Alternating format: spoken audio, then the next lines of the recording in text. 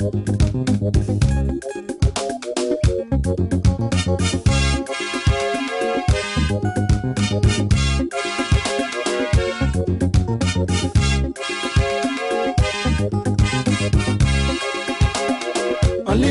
expansion, unlimited expansion. In Jesus' name, success is mine. This year, I will be a celebrity. Unlimited expansion, unlimited expansion. In Jesus' name, success is mine. This year, I will be a celebrity.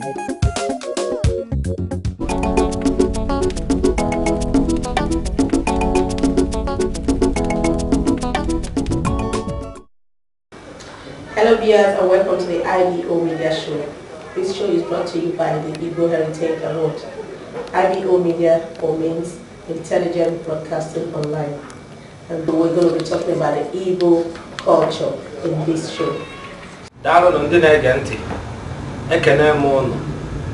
Ndị mụ na ha nọ n'ụbọchị nke taata bụ onye isi anyị n'obodo a, His Excellency Ambassador Dozie Nwanna, the Deputy High Commissioner, Nigerian Embassy. Nyana onye otu m bụ Val Ogbuefi. Val. Ndị Igbo na-ege ntị ekene m unu. Ndewo. Ụlọ anụgo n'ife nwanne nwoke Azụka kwuru. Na anyị nọ n'isi n'ebe anụwa. Mana o wutere m na ndị Igbo na ya mara ibe na-agba excellency n'ọnụ Igbo. Mana ibe mere onye isi biko anyị nwere ike ịgwa onye isi. Ndewo. Ndị Igbo na-ege ntị biko ụlọ anụgo maka asị na gịnị asị na mberede nyere dike ma mberede ka ji wee mmanụ dike. Ya bụ ife a na-eche kwa mgbe na o mere oge n'olugo. N'ọrụ Igbo ka a ga na-ejiwe na asị na gịnị a ga na-eweta Igbo mana TV mana redio na ya bụ ife akwadogo na ya ebidogo.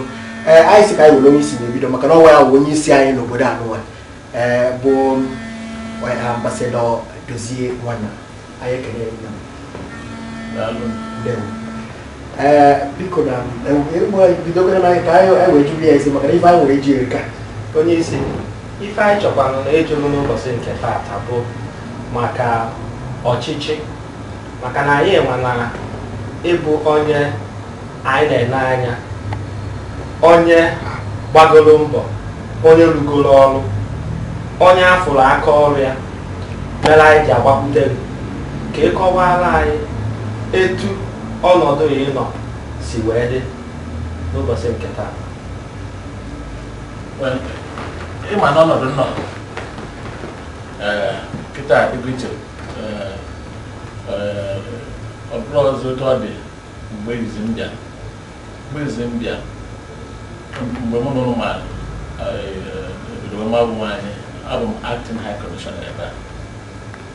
Mana ebe dịka ọnwa na-anọ gara aga onye isi ọzọ abịago afịa bụ Dr. Dahatu Seriki Tafida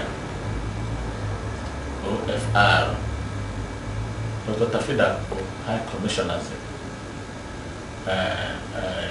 n'ọrụ a na-enwe high commissioner Igbo na-enwe ambassador Igbo ofuke na bụ high commissioner ibie na-abụ deputy high commissioner na-abụ onye nke dị political deputy na-abụkarị onye nke karịa mụọ karịa ana onye kpata nyere ebe ebe a abụ m deputy nọ ebe Dr. Kolade mgbe ọ nọ n'ụka ọ na Julai arọ gara aga ebuzie acting high commissioner mana Tafida abịago m na Tafida na-alụkọzi ma ya bụ ọrụ kesi wee jụ m ya bụ ọrụ nnukwu ọrụ maka na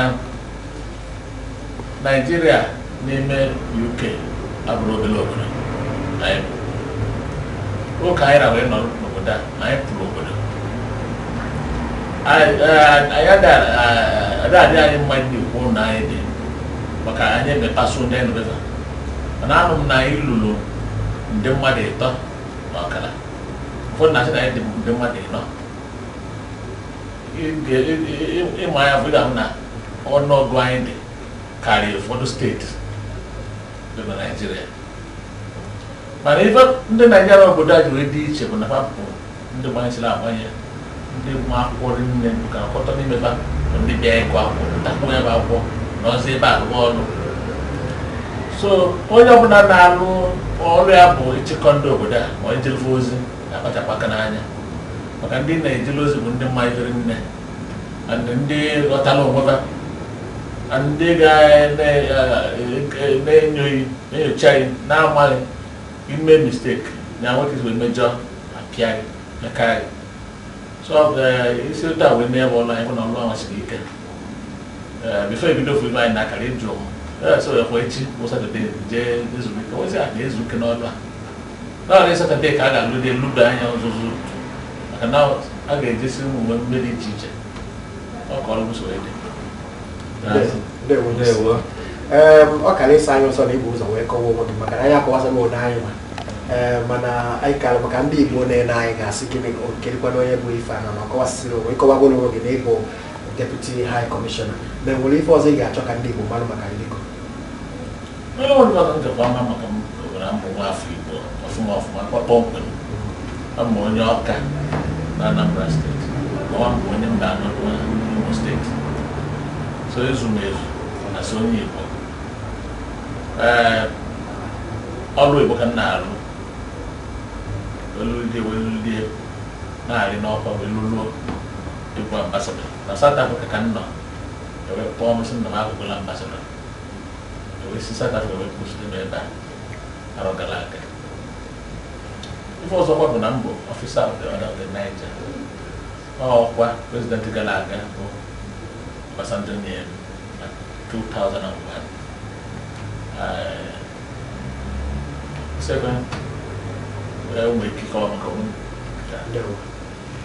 ndewo anyị ekene gịrị nne maka na otu ya ndị Igbo gbakọtere gị maka na a na-afụ ife dị iche a na-emegasị anyị na-ada afụba gị ebe ahụ and anyị fụ gị na ịbụ onye fụrụ Igbo n'anya Igbo afụkwo gị n'anya maka na ka ị batara obodo anụwa na ya anụgasị ụmụ ife imegasịrị n'obodo a biko ife anyị chọrọ ịbụ maka na abịazi dịka ndị Igbo na-agbasa agbasa n'obodo anụwa biko enwere ike inwe isi nye anyị oche anyị nwere isi wee jikọta onwe anyị ọnụ n'obodo anụwa dịka na ọchịchị na ụmụ ife niile gasị ka anyị gbalụ na maka na anyị fụrụ na otu anyị si wee rube elu na ọrụ ebe n'ọkwa anyị nọ na enwe gosiri ife inwe ike ịgwa ndị Igbo ka fa mee gịnị fa ji wee jikọ ụgwọfe ọnụ wee si otu a wee chi anyị n'obodo a maka sị na gịnị na ndị Igbo na-asị na charity begins at home home anyị bụ ebe a ka anyị wee kwa na home anyị bụ at the moment wee na-asị biko nwere ife nwere ike ịgwa anyị ga-eji wee mee gịnị otu anyị nwere ike si wee jikọta onwe anyị n'obodo anụwa ka ya bụ ife dara kene ụda anyị ekwu okwu akpọ ndị Igbo maka na ugbu a na-ekwu ya bụ ife na-eme ya bụ ife na ada akpọ ndị